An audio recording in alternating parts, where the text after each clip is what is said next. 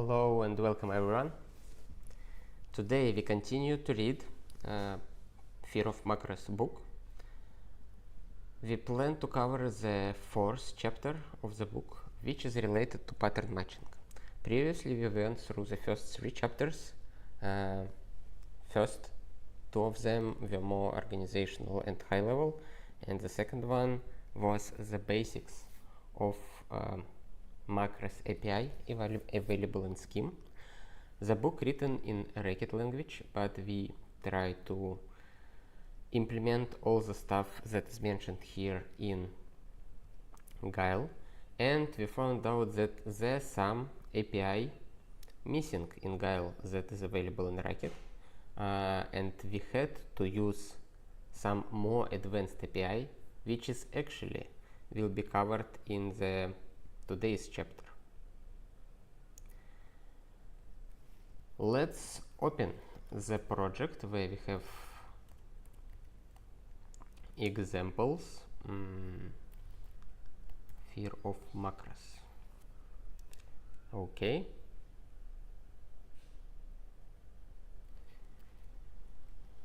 I think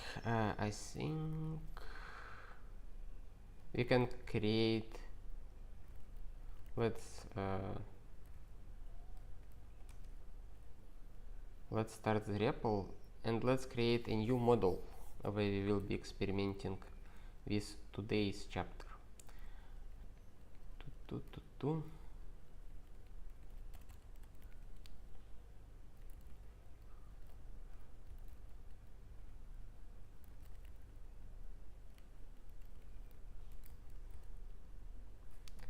And let's define a model. Define model. Let's just copy this name to be sure that I did no mistakes. Okay.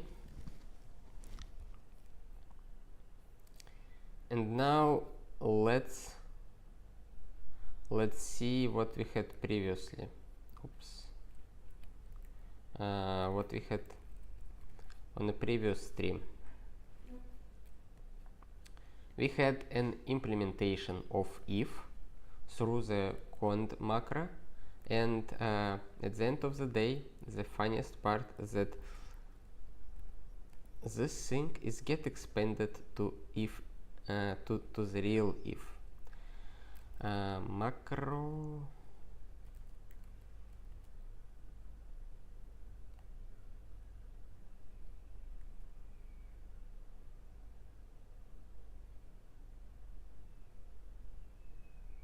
Unbound variable. Okay. Source properties. Okay, now it compiles and let's see what it expands to. Yeah, we can see that our if on the first iteration it gets expanded to cond, and on the second iteration the cond is expanded to real if. This is how cond macro is implemented in Guile. Unfortunately, we don't have the ability to step macro expansion phases. So we get the final result. And probably it will require some work on the Guile side to make this functionality available in Arei ID, but it's not a big deal. We have very simple macros, very small macros, so we don't really need this stepping functionality yet.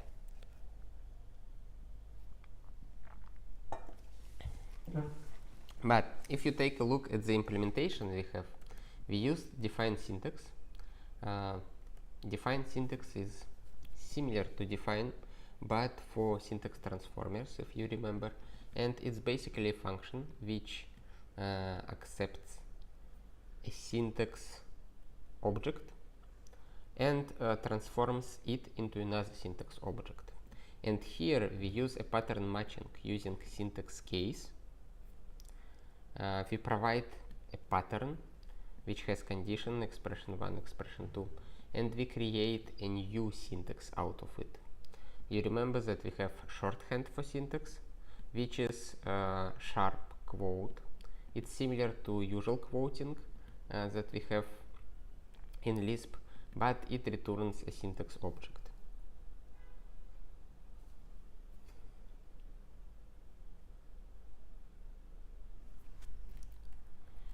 That's basically it. We can just copy it, I guess,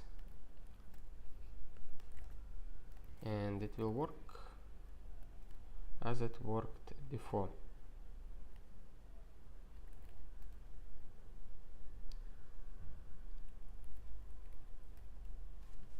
Cool. You remember we also played with lexical scoping a bit. I don't remember the exact results that we had, but I remember that we can specify to syntax objects to datem to syntax function, where we actually provide two arguments. First one is another syntax object which contains this lexical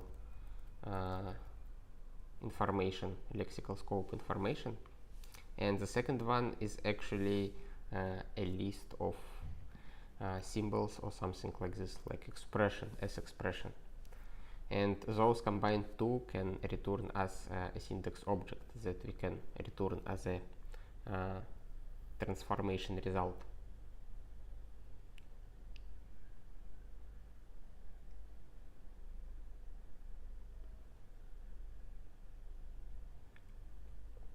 And probably sharp quote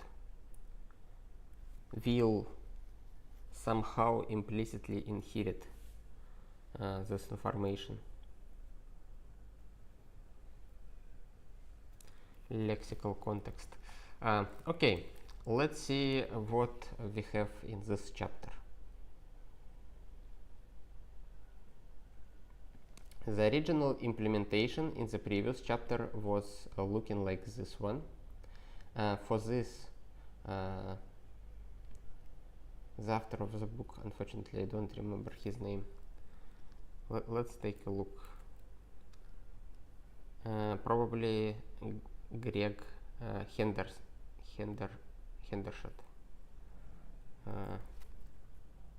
Greg.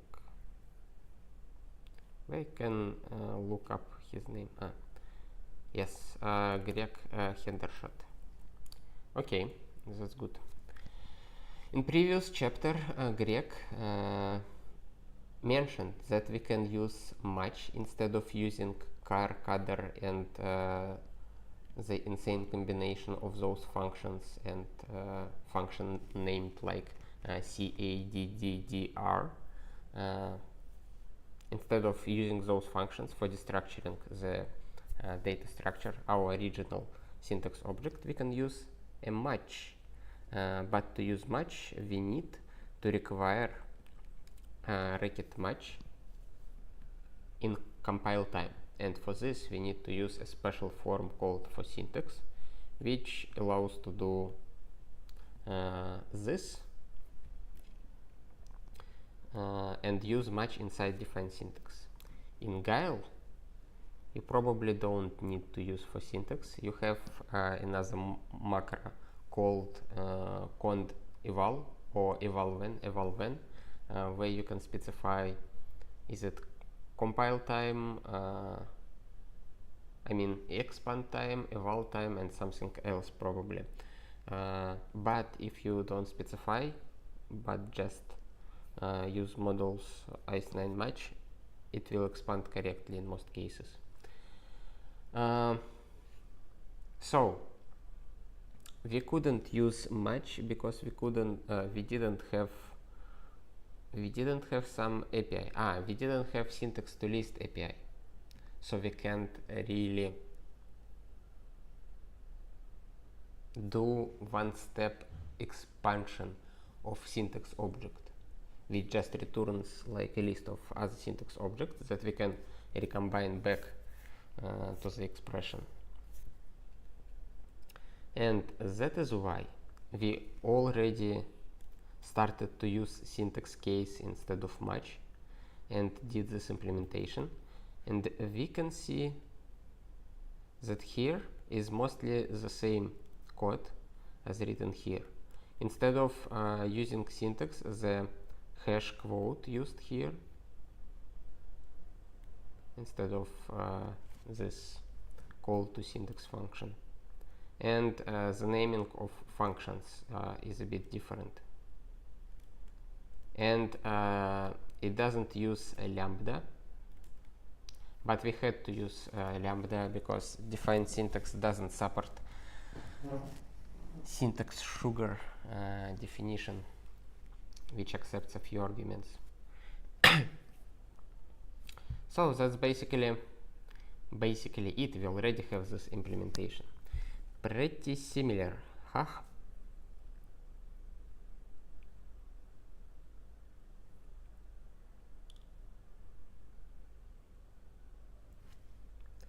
There's another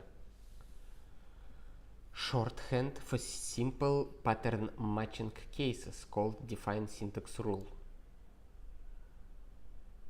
which is allow us to avoid this nestness and probably get rid of all that stuff. So what we can do? Let's open the documentation. Define syntax rule. Shorthands.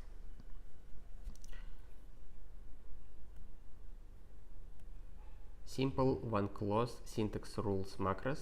There is a convenient shorthand for this idiom. So basically, define syntax rule accepts one pattern. I guess like this, and it should return a syntax object. Oh, my bad.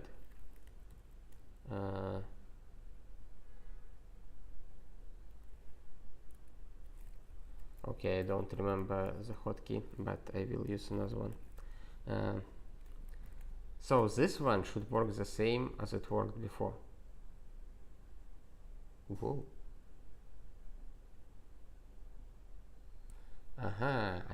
I don't need to return the syntax even in this case, I guess.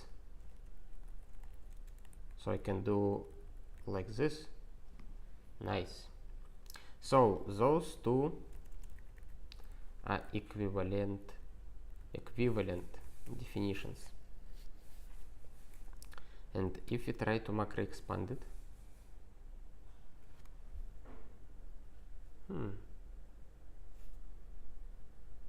it won't work. I expected define syntax to be a macro which get expanded to define syntax, but for some reason it expanded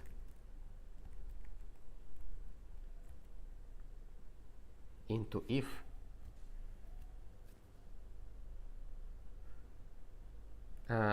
What if false means?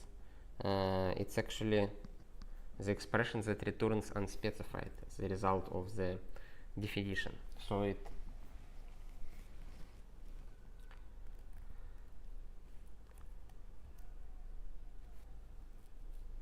expands it too far. By the way, what define A3 expands to? And what define syntax expands to? Okay, so by the end of the day, define syntax for some reason expands to if false false. But anyway, we can see the implementation of define syntax rule. Also, define syntax rule accepts the documentation, the doc string. This is a doc string for the macro.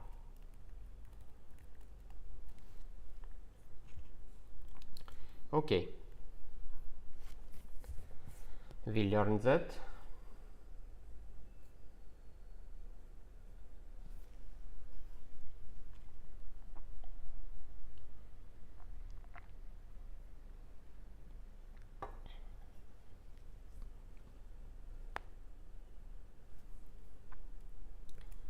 There is a reference for another part, for a part of Arei documentation about a defined syntax rule, which explains how pattern matching works, if I understand it correctly.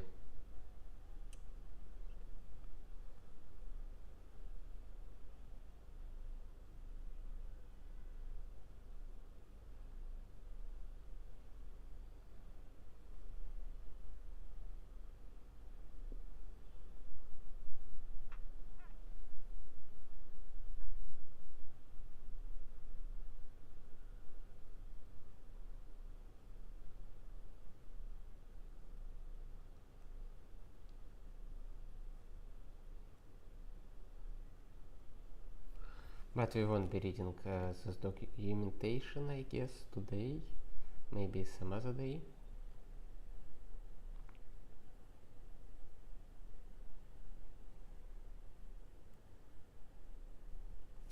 Yeah, actually, it's very good that the book is structured exactly this way, because it shows the basic of macro construction. It tells about syntax object, the properties that syntax object have, about transformers, which are basically function which takes a syntax object and returns a syntax object. And step by step we get to the defined syntax rule. First time I was learning scheme, I was hella confused by all those defined syntax rules, syntax case, defined syntax, and all that stuff, and I couldn't figure out what one thing do and what another does. But now it's much clearer. This one is a basis for defining syntax transformers. This is how syntax transformer looks like. The syntax case is a pattern matching for actually implementing syntax transformers, which do one-step expansion of the expression and allows to pattern match against it.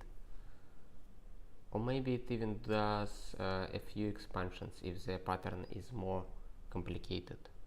Probably if I destructure, if I have some pattern instead of a variable, it will need to expand further to match against this pattern. And at the end we have a defined syntax rule, which is just a shorthand or simplification for this quite long form for pattern matching. Okay. Now the pattern variables and template. Let's see what we have here. We have a definition that returns an error. Let's see what it says.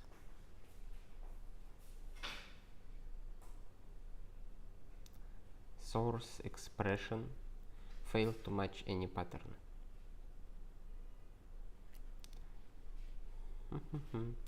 Probably if we try to pretty print this exception, it will be a bit easier to read.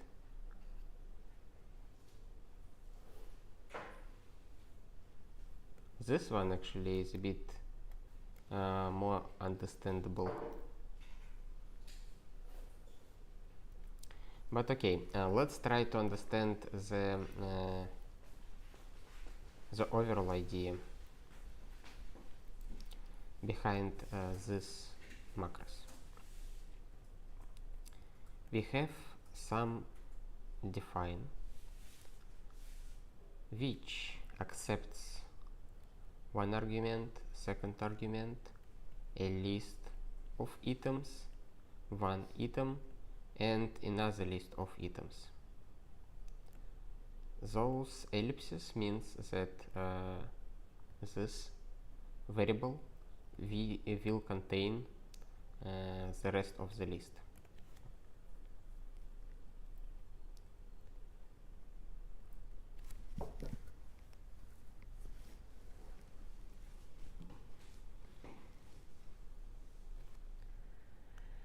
Okay, what it should do? It should take A and B, concatenate them into the string with hyphen. After that, transform the string into symbol, save it to the name variable, and after that, construct a syntax object which returns the following expression, which is basically define. So hyphen define should work the following way. Some name hyphen name arguments a b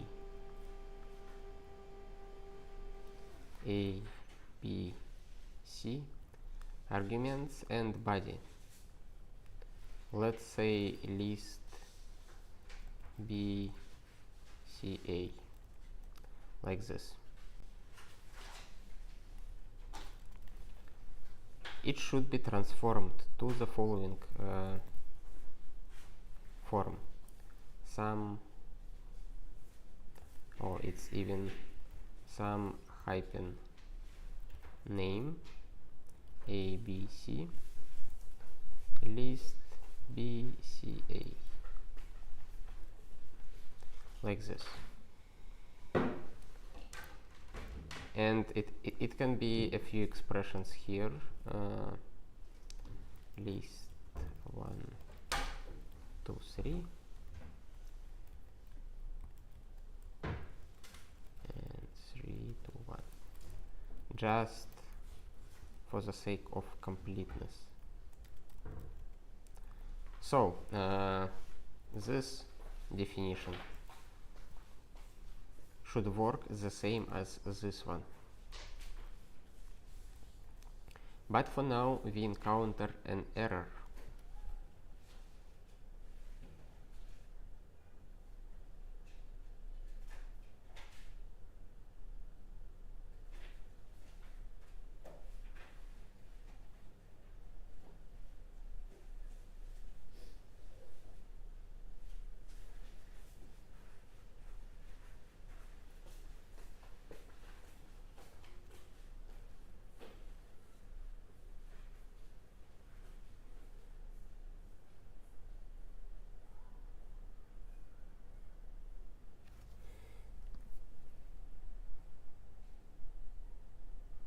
Okay, it says that we can't use variables that we use inside the pattern outside the templates. The templates is probably syntax objects. The following improvement: we add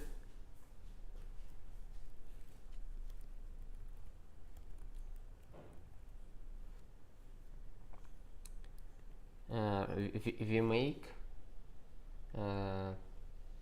syntax objects, and inside syntax object we use pattern variables. By the way, we can use square brackets and usual parentheses interchangeably. So we can use one or another, but it will mean the same. I prefer to stick with usual parentheses in scheme code to make it a bit more consistent. But it's definitely some benefits in using square brackets, because they make it a bit more readable. You can differentiate. For example, here you can see that this is like a pair of name and the value we had assigned. Okay, we did this change, and let's see what will be the result. Source expression to failed to match any pattern. Pum pum pum. Syntax. Compound exception component.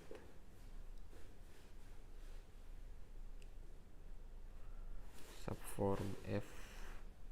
Syntax form.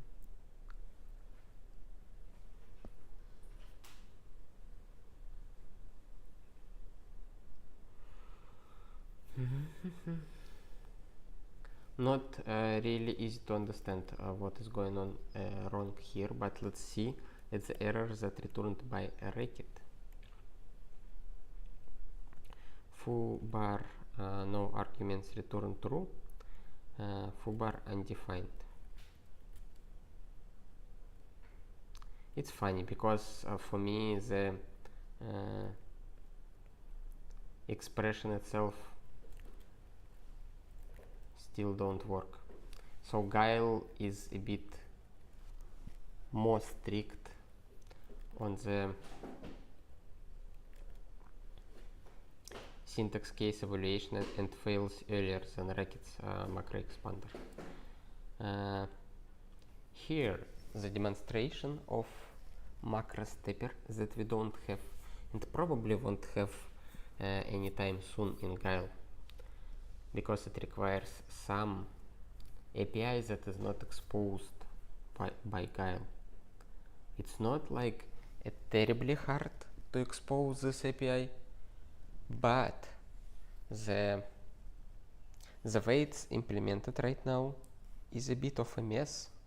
So figuring out how to actually make this API available will require some effort, maybe a lot of effort.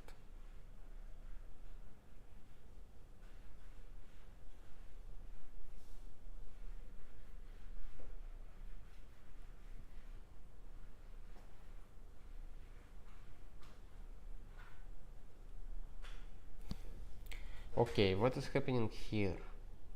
Oops. We use another syntax key inside our first syntax key case. Let's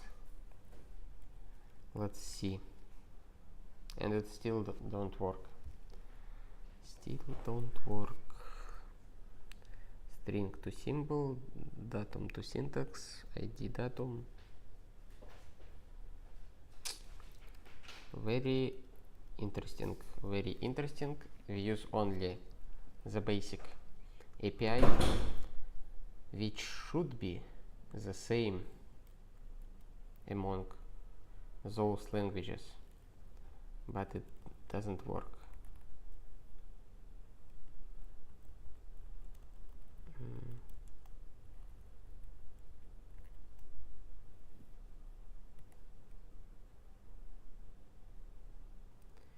Syntax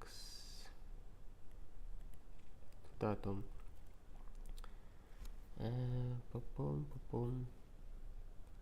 syntax key.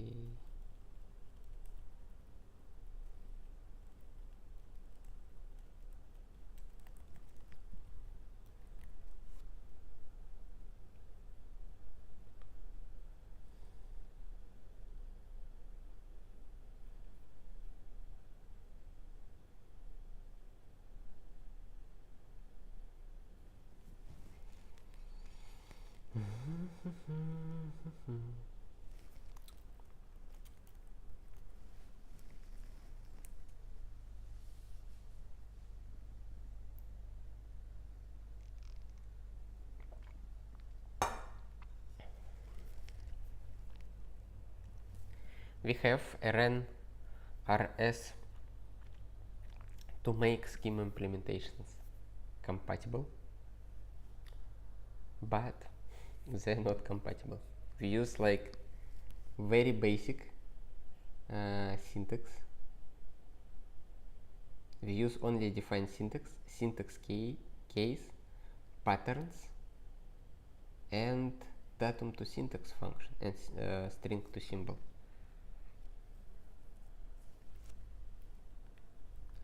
Oh, I see.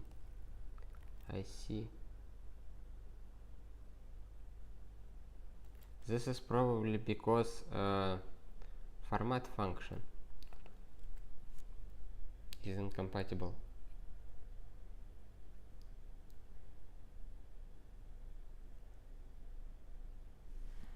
Format in Racket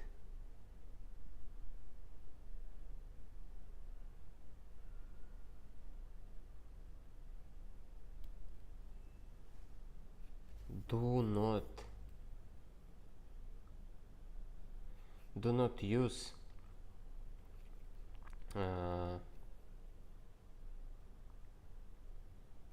additional arguments.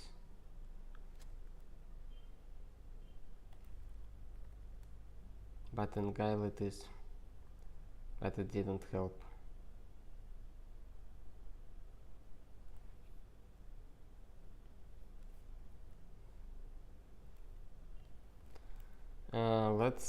Let's try to play safe. Let's comment it out and let's return A.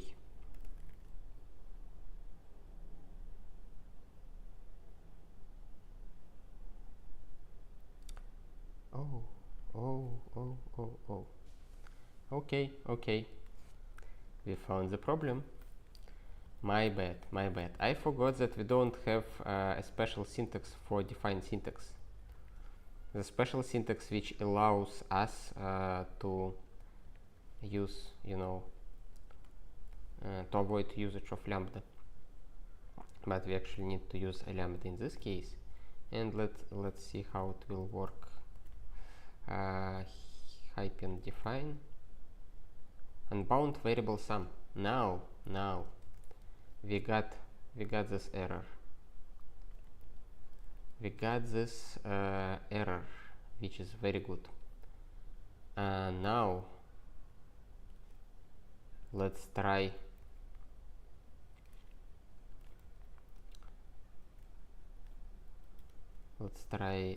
this stuff.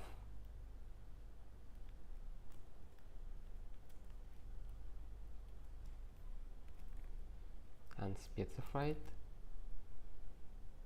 expected string for format string. Okay, now we add this one. Yes, it works.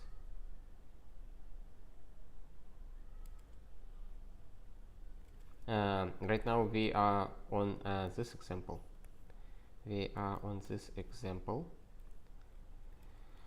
And let's see what it expands to. It expands to the following expression, which is very good, which is like really good. The only problem is that the name have after generated prefix instead of using this variable from let. I'm curious if we can do this trick.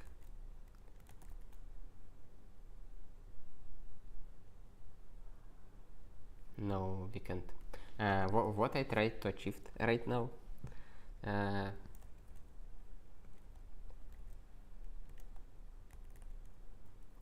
I tried to use the same idea of quoting.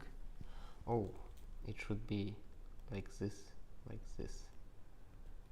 It should be quasi-quote.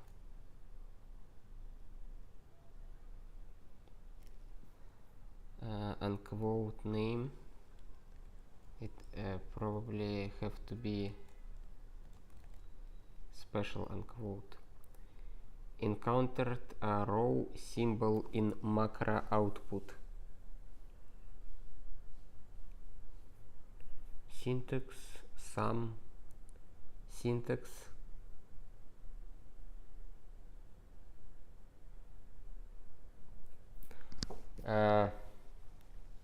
Okay, it even worked to some degree, but it produced an error. You can see those sharp curly braces. This is a special syntax for defining symbols. For example, you can define symbols even with spaces. Some space delimited symbol. Okay. Probably the S-expression parser fails a bit here.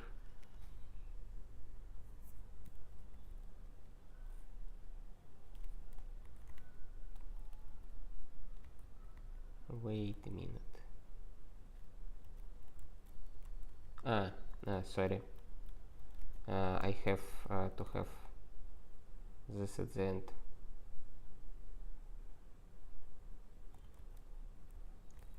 Eval region. Yes. You can see you can define symbols this way, even with spaces inside. Probably I can even put such stuff inside, which confuses the Emacs syntax parser for scheme mode, which is kind of expected because it uses regular expressions and far from perfect and definitely don't match the original specification of scheme language. Okay, we can see that we can define the symbol this way, but also we can define the symbol this way. And it's a valid symbol that we can bound to. For example, we can define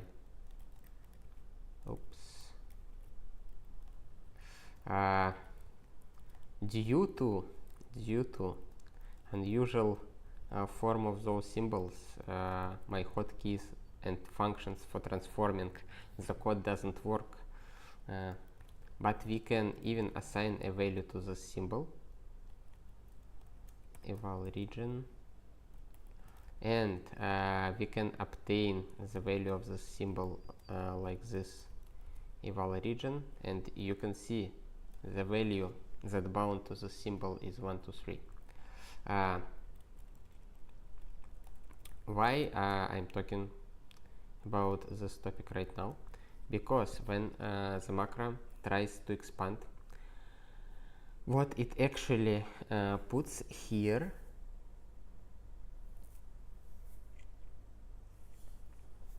is a raw symbol containing inside it a syntax object.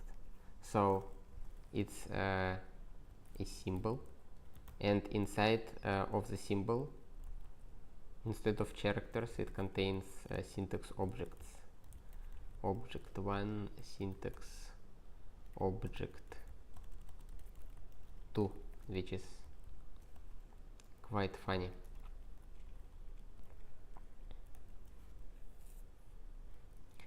Okay, what we can actually do with it?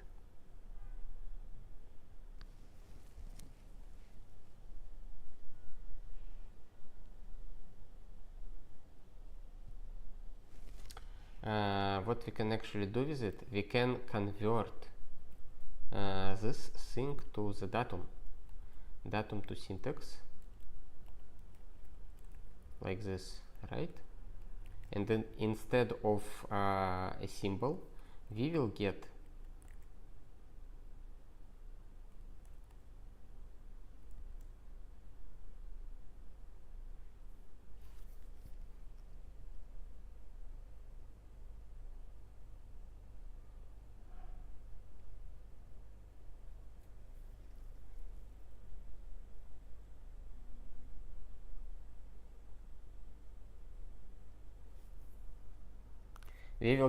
the almost correct value.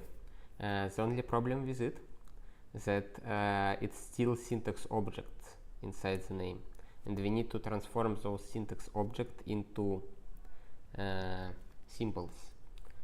So what is the function for transforming syntax to datum? Yes, syntax to datum. By the way, can we just use? Probably no, probably we can't avoid this transformation. Let's see. Macro expand. Yay! Look at this. Look at this. We got what we actually wanted to achieve. We got a define of a function with 3 arguments that have 3 expressions inside the body. And this is a completely equivalent expressions. And now let's do some hyphen.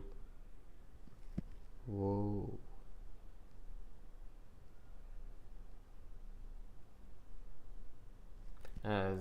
You can see in parentheses there is a model where this function comes from, and it also has the syntax with sharp and curly braces.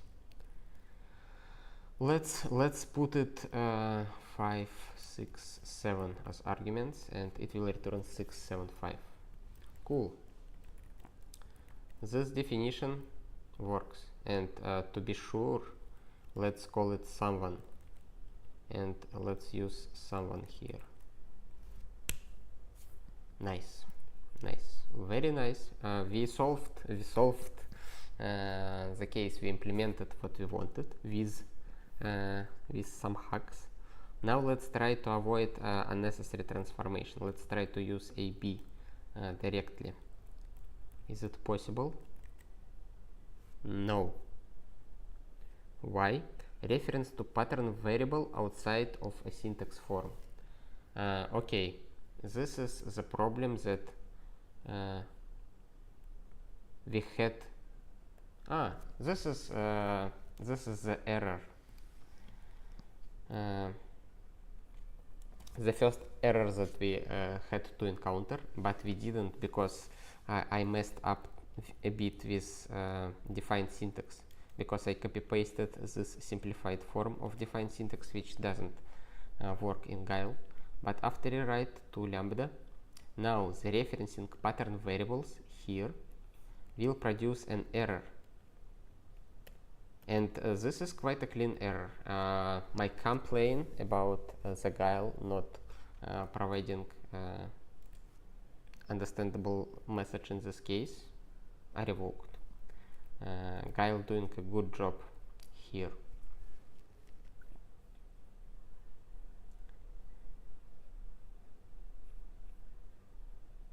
And we even found a way how to, work around this problem.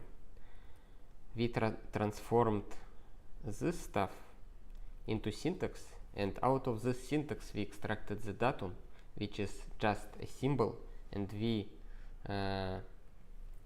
actually, instead of format, we can use symbol append.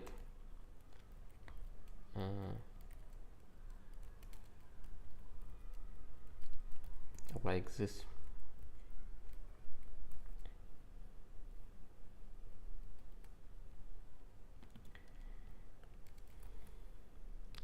Is it clear why we can do this? Some hyphen name, expecting string. Okay, and we don't need string to symbol anymore.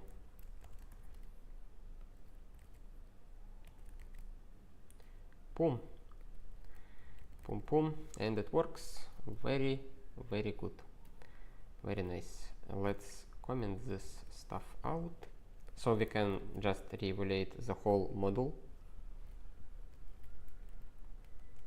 instead of going to the end of the model every time, and we see that the value is correct.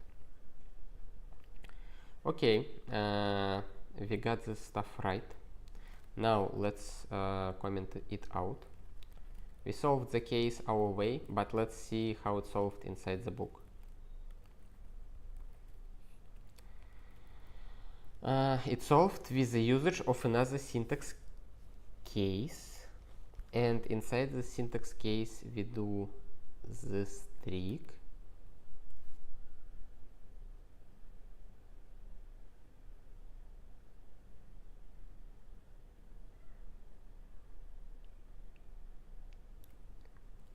And let's see how it won't work. Oh, it works. It works because why?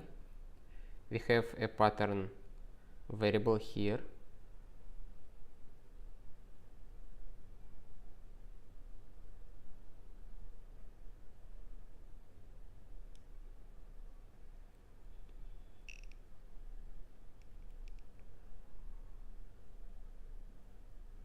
It's interesting.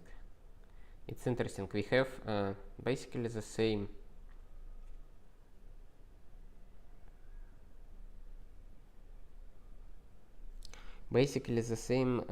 thing here, but without syntax to datum transformation. That means that this string actually contains syntax objects.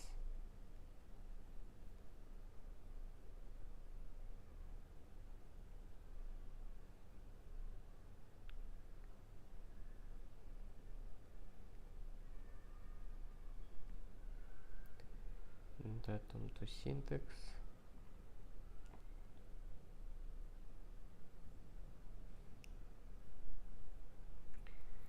We converted datum to syntax, and we avoided serializing syntax. But could we just convert syntax to datum again?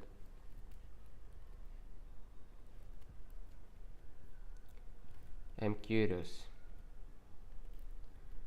And if I'm curious, I had to follow my curiosity.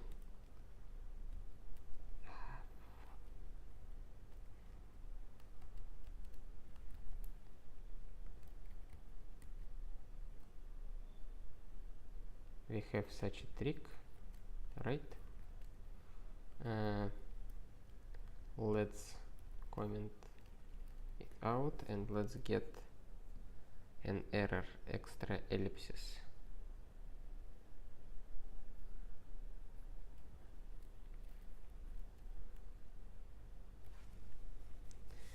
You can see in the expansion we got again syntax sum 1 and syntax hyphen name. This is because we removed datum to syntax transformation. But what if we do the syntax to datum, I mean. If we do the syntax to datum right here.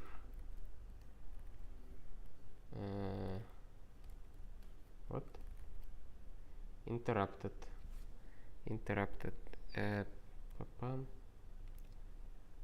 What are you complaining about, man?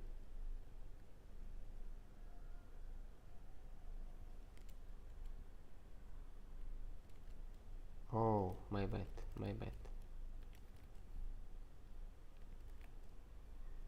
I somehow managed to remove arcs.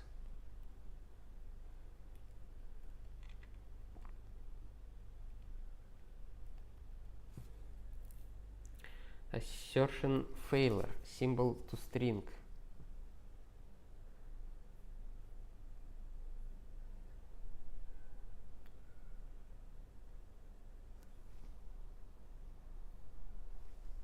One symbol syntax sum.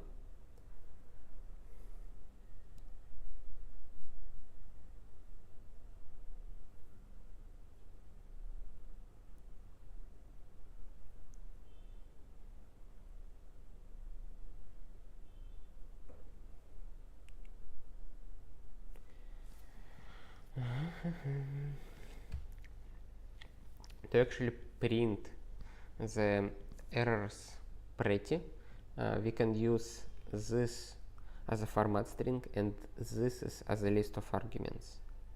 And I already did some work in this direction, but it's not in the current version of Ares, at least in the version we are running on. That means we need to just take this one and put it here. Wrong type argument in position 1, expecting symbol, but received syntax someone.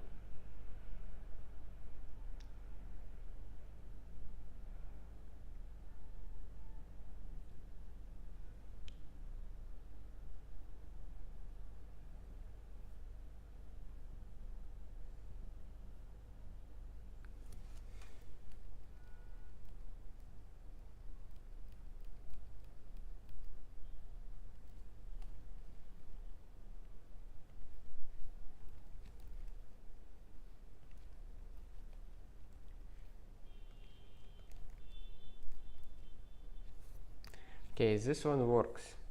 If we get rid of syntax earlier before constructing the symbol, which is what we actually have to do, it works. Cool. Let's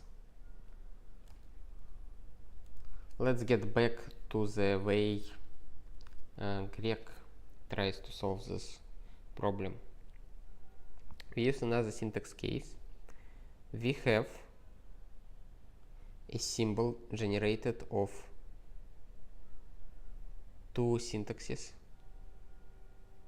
of two syntax objects, and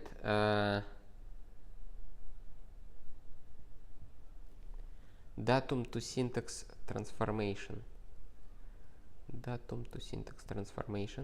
also did here, and now we destructure it and we create a pattern variable that we use inside the template.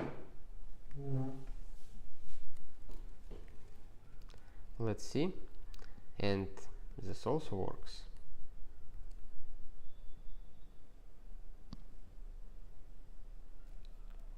What? Wait a minute. Am I seeing it wrong?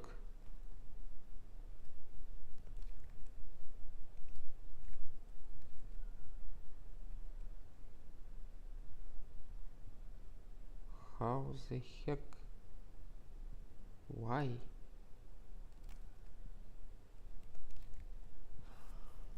Oh, some two.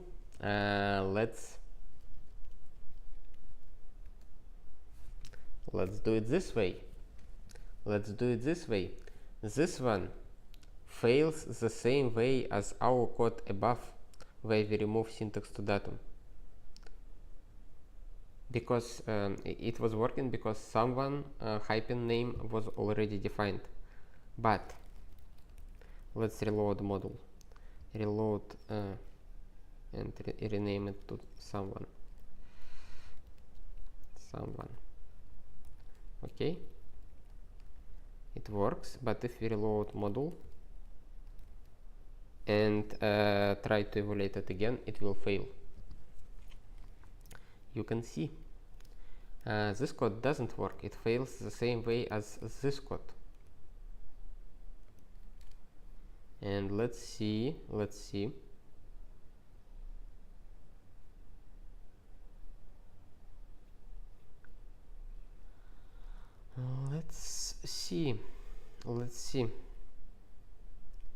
string to symbol, datum to syntax case, name looks weird. Let's take a deep breath. It's also a wrong definition. It doesn't have to work. We actually went too far. We already solved the problem, but it should be an error.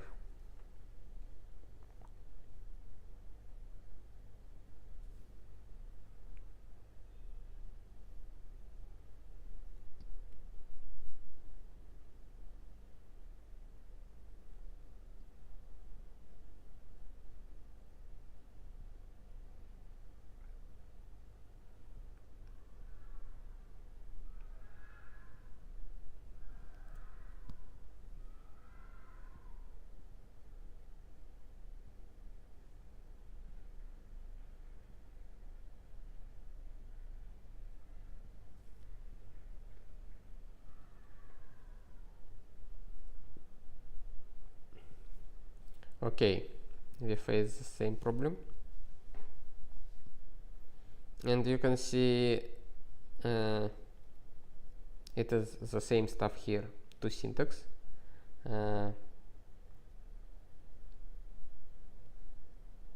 Inside a symbol name,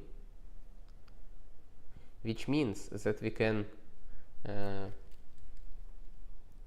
that this stuff is actually defines a function, but with a slightly different name, with this name. And if we take this name and put it here and call it with arguments like this, unbound variable.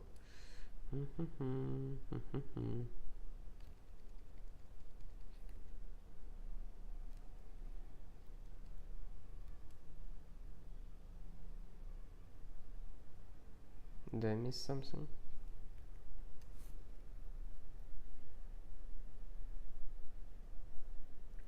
Probably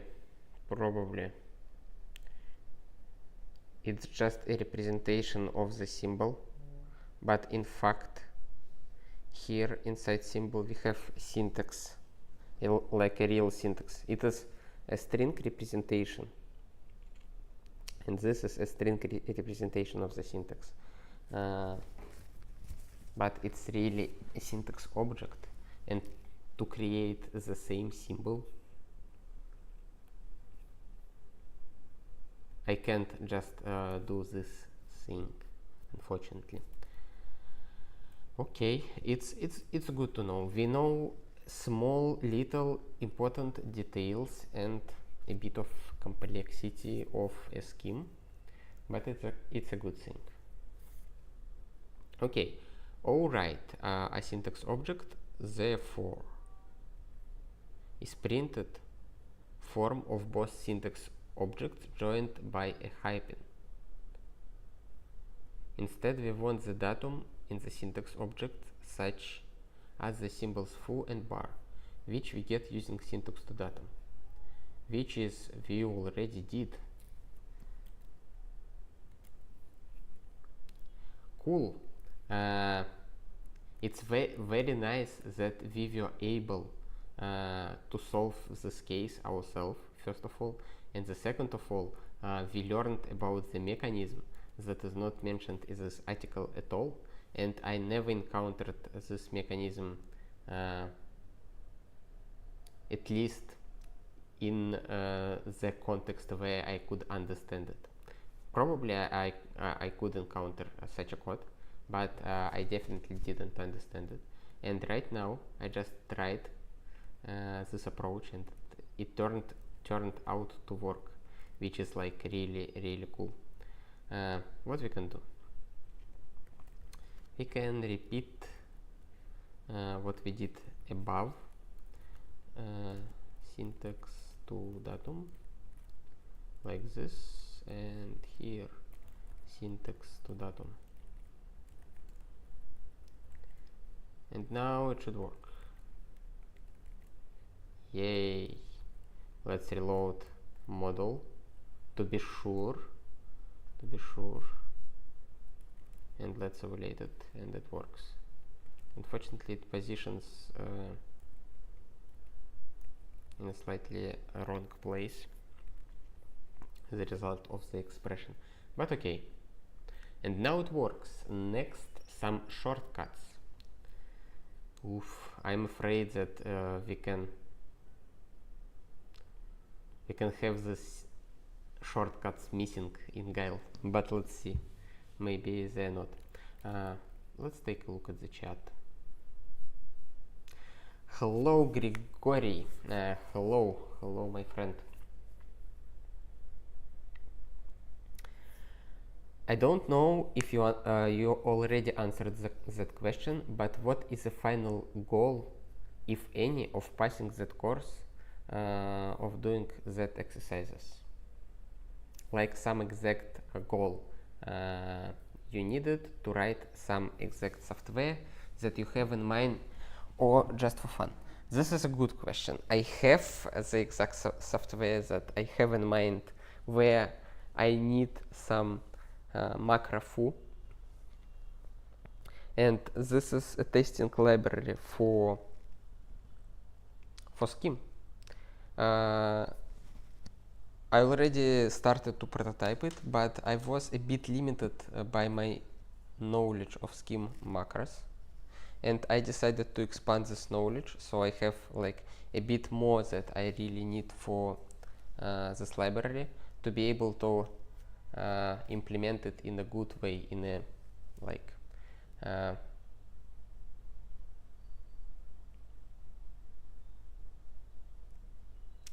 in a way that both suits the scheme ecosystem, but also reuses the ideas that I want to put into it. That is why I go through this course, but it definitely a valuable experience in general for all my scheme related work. For ID, for debugger, for whatever I will be doing in the future, for different evaluation strategies, or even my own compilers. So yeah, that's basically a practical goal, and more high level goal that also kind of practical if I keep working on programming languages and don't go into the woods for full-time live and work. Okay, let's get back to the next topic, with syntax.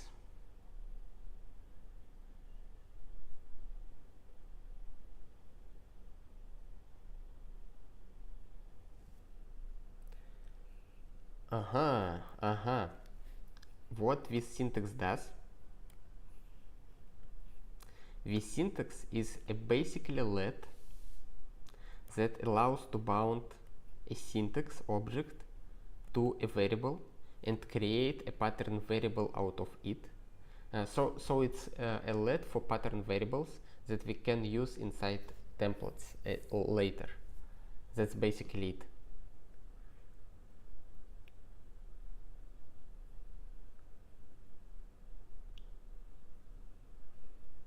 Pattern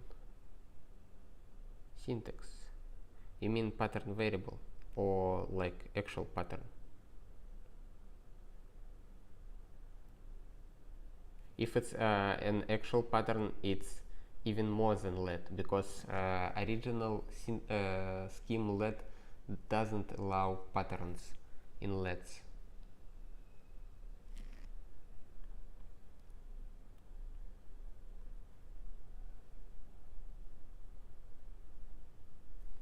Let's see if we have this syntax. Oh, we have it. This syntax it datum to syntax x it, and we can use it here. You might imagine this syntax is defined in terms of syntax case.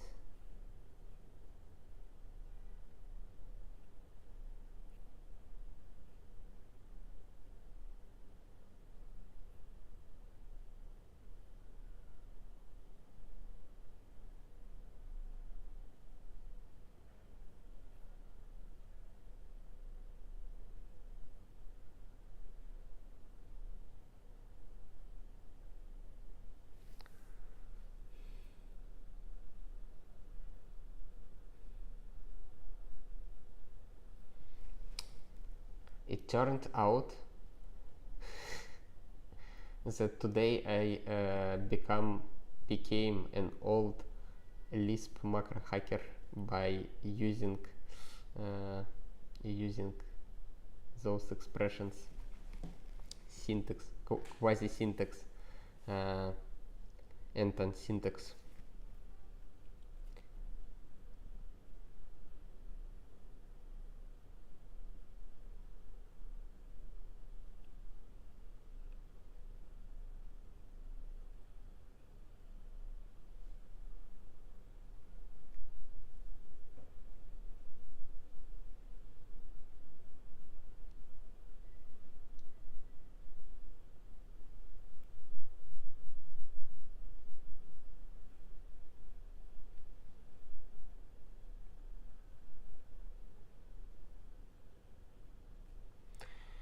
Okay, we won't be like diving too much into it, but I expect that this syntax is more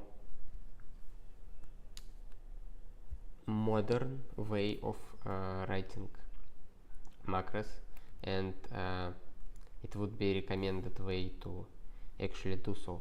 Let's rewrite this with syntax. Come on, with syntax name. We don't need this one. We don't need this one. It should be like this.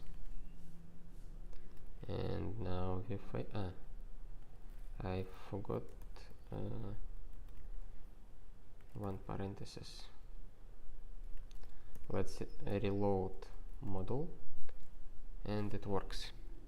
Yep, we rewrote syntax case into this syntax, which allowed us to do this stuff.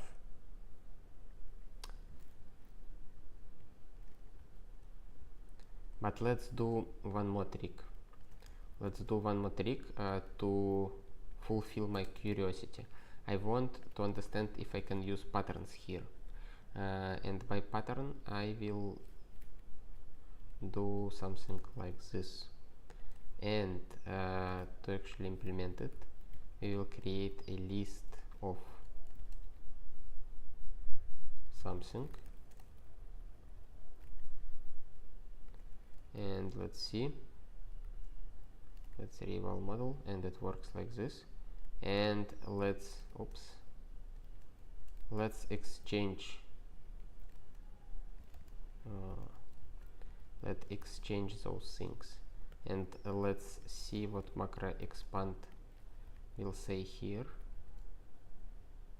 Okay, this is good. This is a difference between this syntax and let, that this syntax can actually have patterns here, the same patterns that you use in syntax case.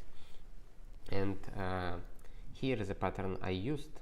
I just created a list and transformed this list into the syntax object, and this syntax object will contain like two things, two values, two symbols, the something and the symbol constructed out of A and B pattern variables.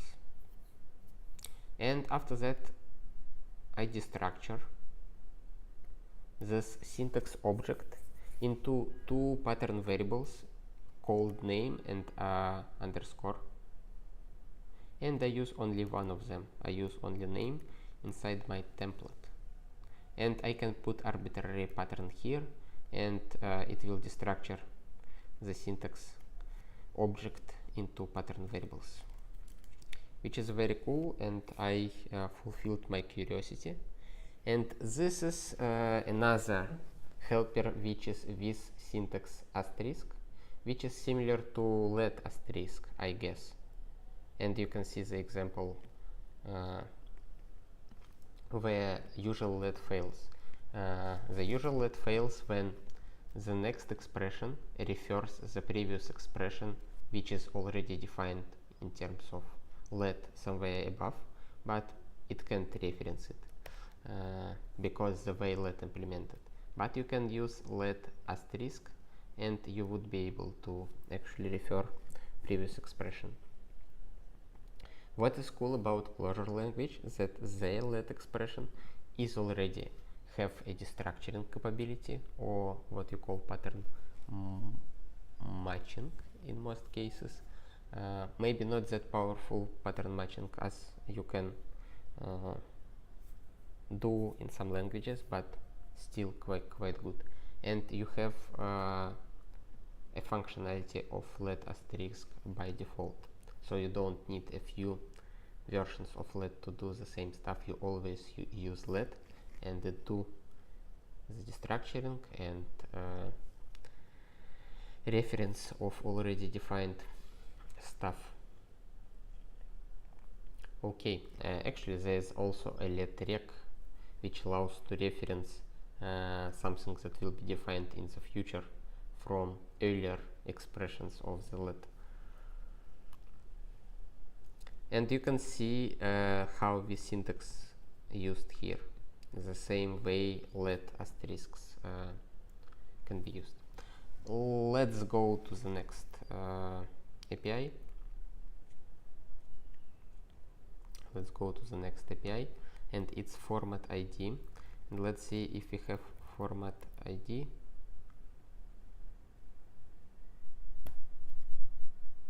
In Guile, we don't. We probably don't have format ID Guile.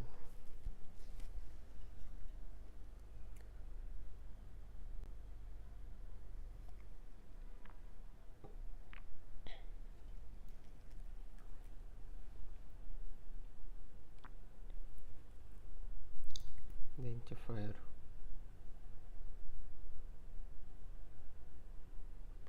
Format identifier to simple format at startup.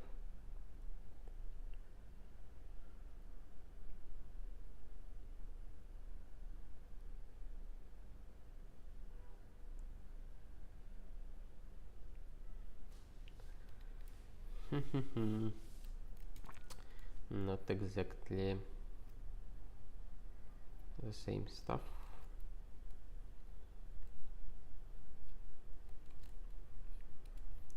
Okay. We don't have oops, sorry. We don't have format ID in Guile. I guess it's the same thing as format, but which automatically creates a syntax object. So it's just a shorthand for this, even for this. It automatically extracts datum of pattern variables, put them into string, and after that transforms this string into symbol and symbol into syntax object. Pop-pum, and of course it attaches the lexical context of first argument to it. And another example. Ooh, that's huge.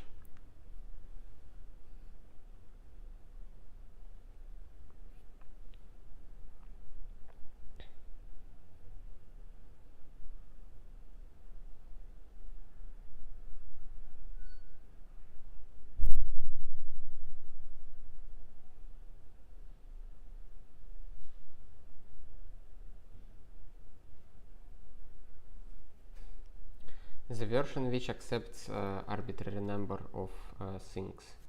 Let's see, can we... The problem is that here used the syntax to list thing, which we don't have, but I would like to implement this thing as well. Let's copy this definition, let's put it here, hyphen define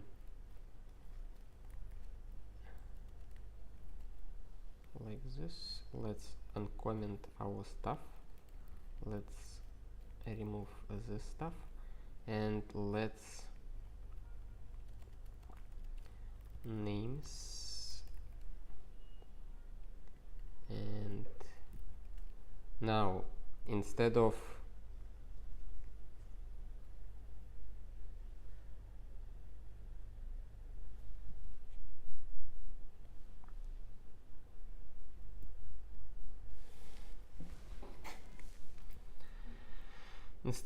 one symbol append, we will use fold lambda name. Давай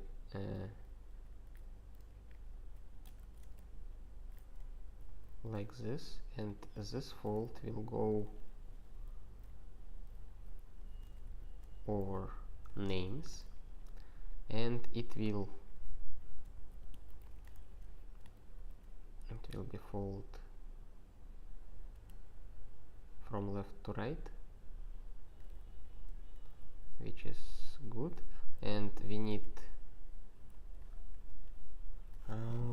okay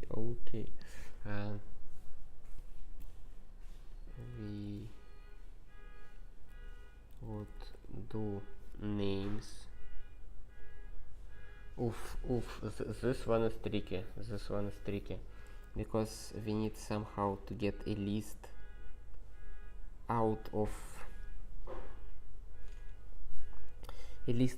syntaxes out of one syntax, but we don't have syntax to list transformation.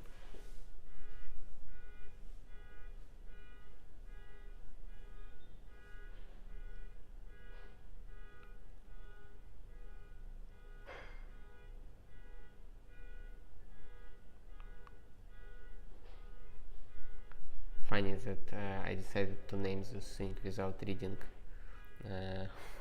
this line.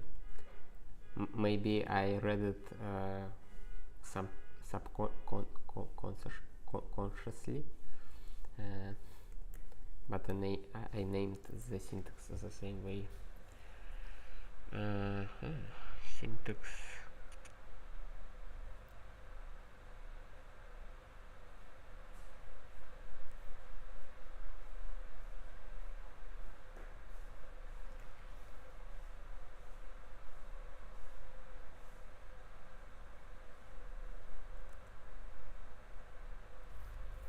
We will need to implement our own iteration over a syntax using a syntax case, I guess, or with syntax. So what we will do? We will do the following trick. We have a syntax case. Inside syntax case we will have a pattern which does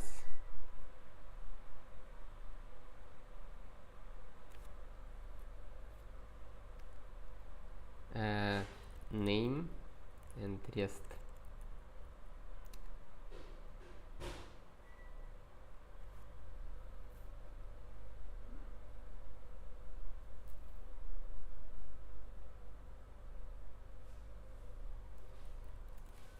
And we will be iterating loop. We will be iterating while our rest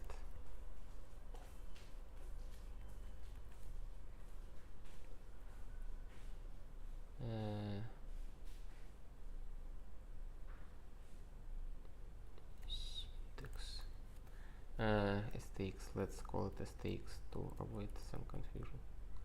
Stx is already occupied.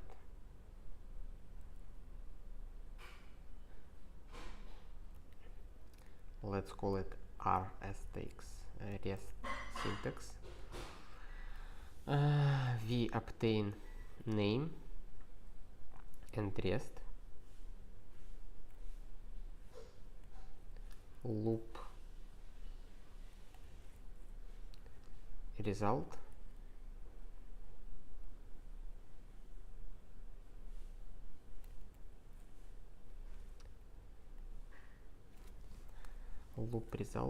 and we can just implement the syntax to list function for pop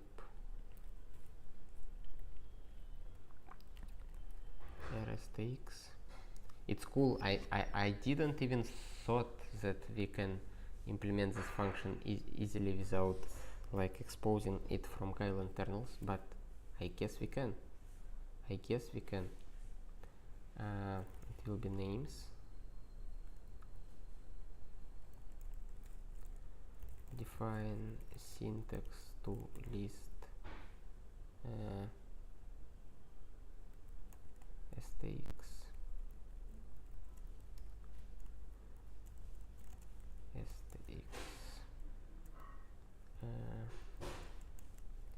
lem rest, and let's call loop with cons lm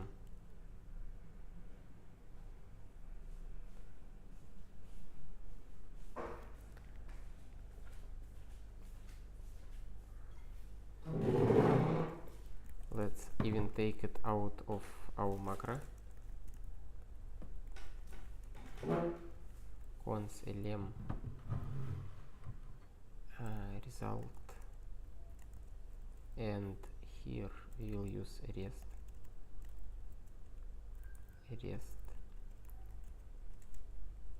The only thing left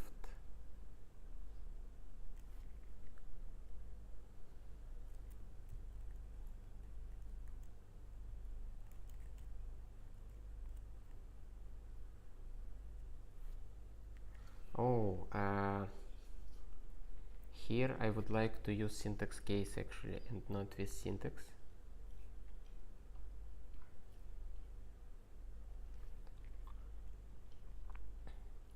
Right, because I will have two conditions: syntax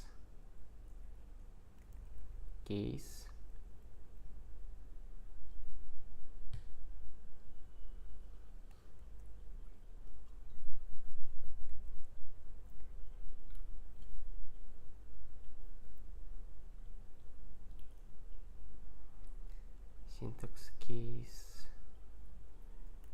rs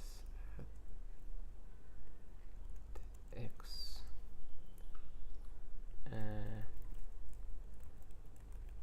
empty parentheses, whatever it means, and like this. When we have element and rest, we loop, and when it doesn't match, we just return result.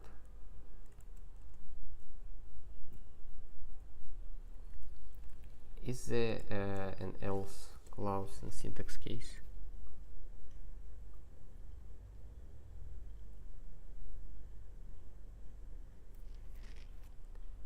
Or we can just say whatever matches, just return result.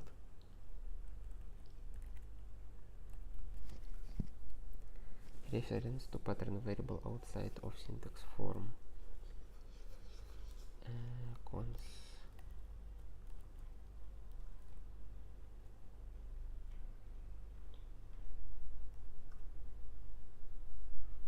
pattern variable.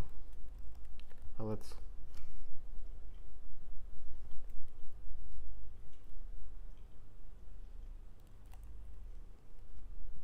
do it like this, and the rest. Cool. At least it evaluated, and let's check.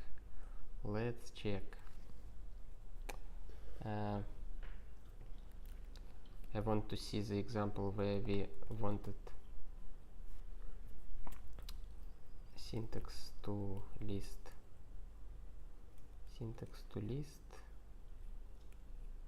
syntax to datum, define. Okay, let's define stx, and let's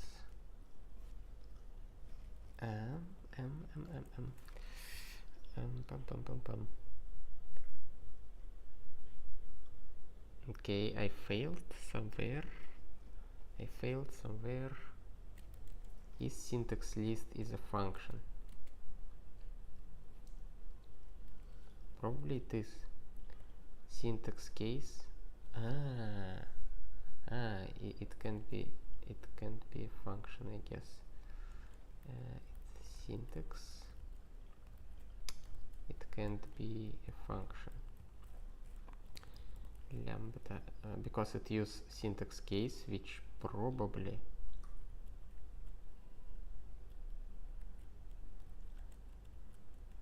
sticks.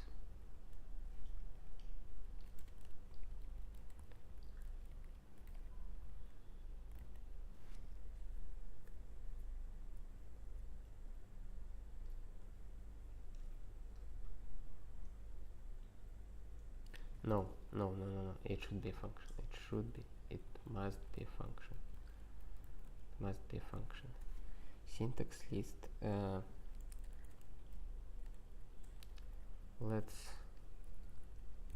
Let's check what it will return on stx.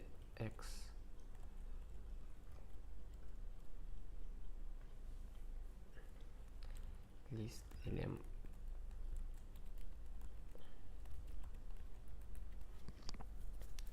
Result.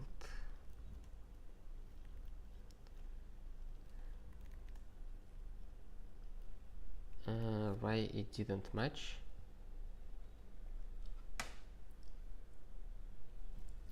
Syntax. Maybe this way.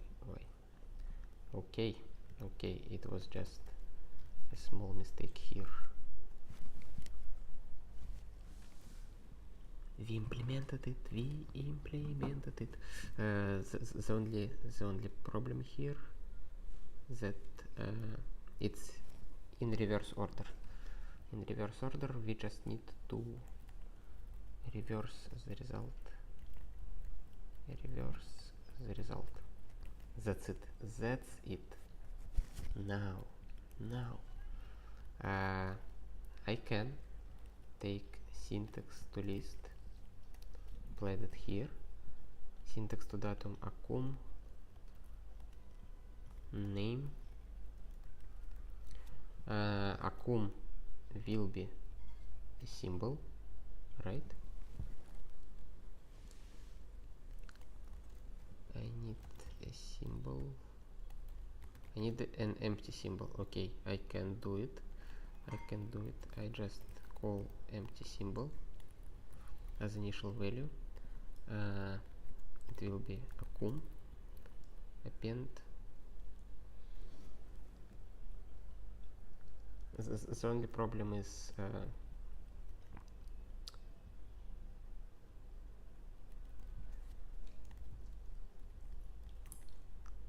we will have starting hyphen, missing ellipses. Okay, let's see names.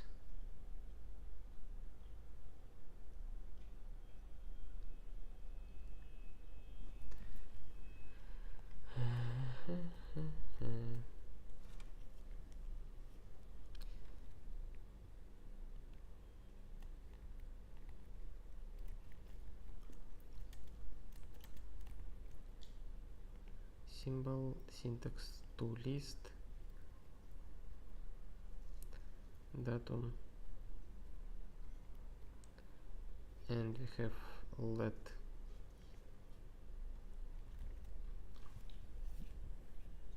come on, we're so close. Message missing ellipses. Where it is. Let's comment it out. Let's put test here. Okay, the problem somewhere in the fold. Let's do car from syntax to list, names,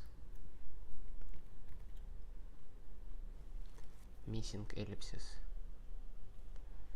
Not sure why.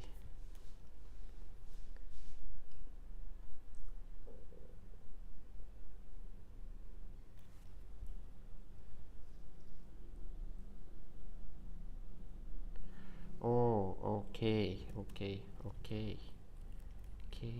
I see. It's very good error message actually. Nice. Let's do the same here. In template we also need to use ellipses, and let's try our hyphen asterisk, and here we have someone hyphen name asterisk unbound variable fold.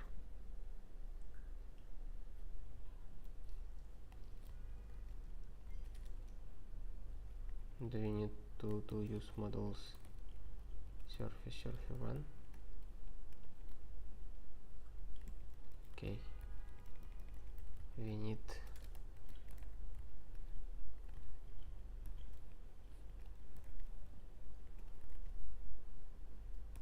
okay, it worked. Array macro expand last as expression. Nice. We are very close. The only problem that for some reason we have this thing at the end, which I didn't expect to have, honestly. I expected this small inconvenience.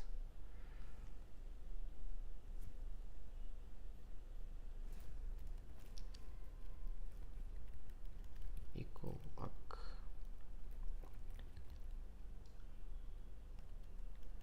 If arc, otherwise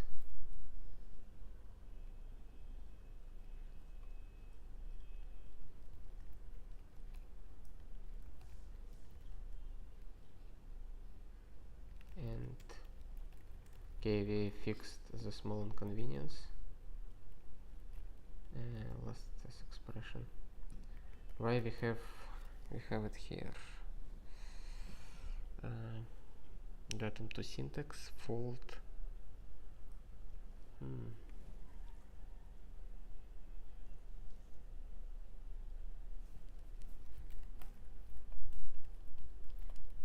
Form true.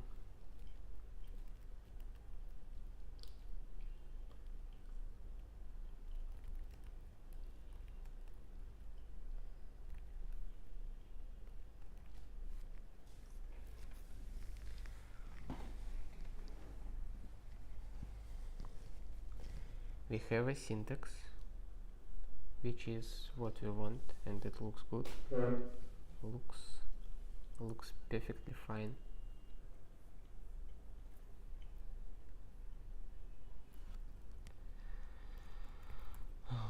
Let's say syntax name datum to syntax blah blah blah, and let's do this instead. Will it produce a different result? No.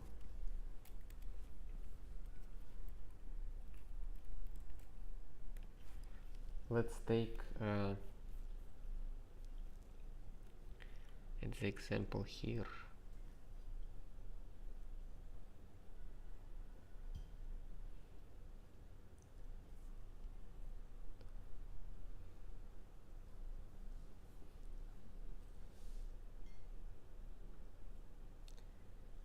Names. Oh, if I would follow this example. I didn't made the mistake. I wouldn't made the mistake. Whatever. Datum to syntax, string to symbol. We got the name, we use the name.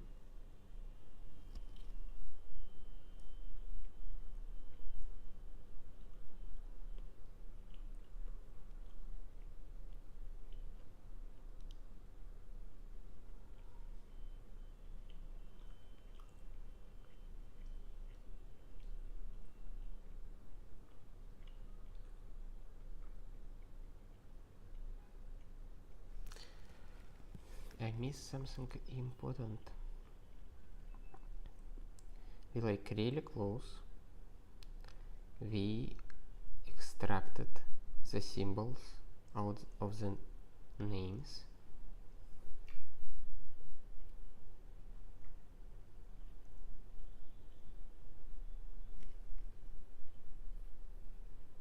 We generated a new syntax. Okay. Okay. Okay.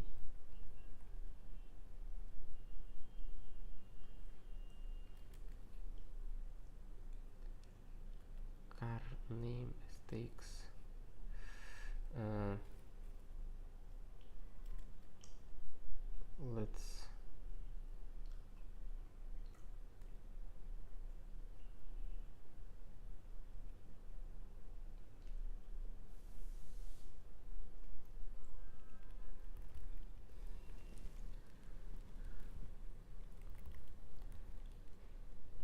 Let's do it like this.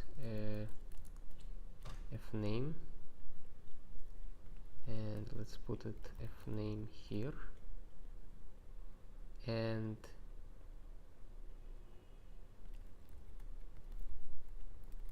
let's do it like this.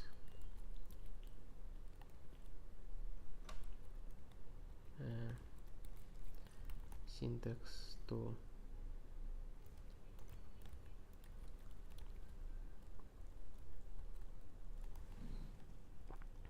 like this.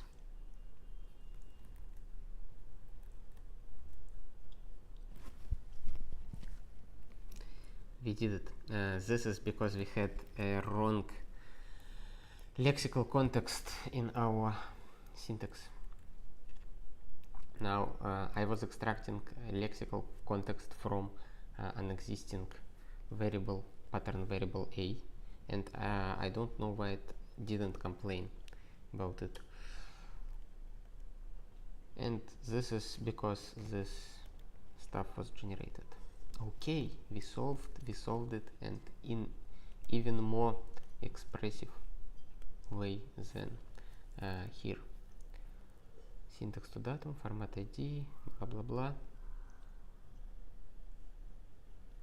Making our own struct.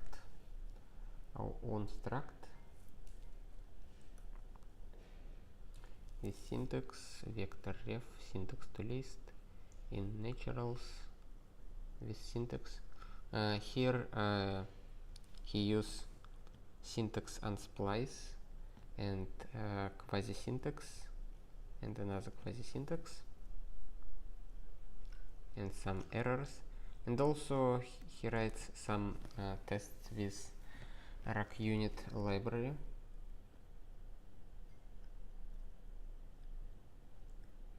And after that he rewrites our struct blah.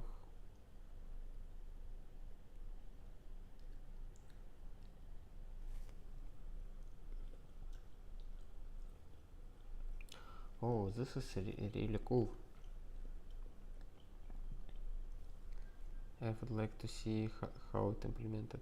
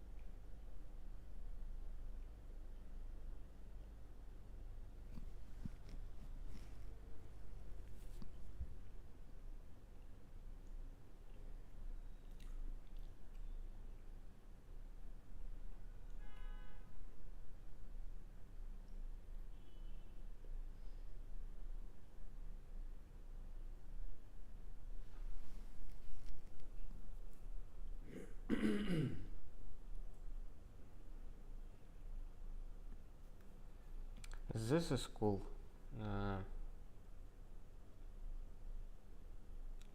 Hashtag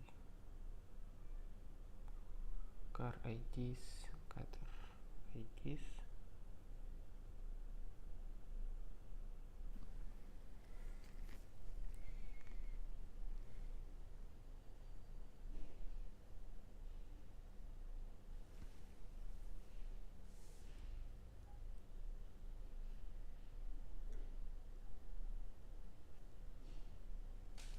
Chain default, chain string IDs. We take this and transform it into string After that we split the string with regular expression.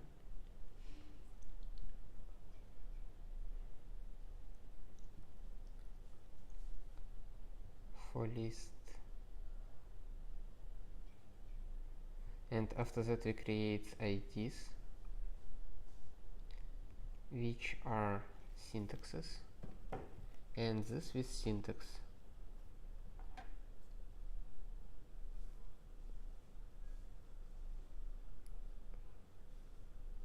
Okay, and this syntax basically calls hrefs function and specifies all the keys to it. And for the hash table we use this the first ID, which is great. I won't be like repeating this code. It seems like quite understandable. We already learned all the material necessary for it. Let's see what we have next.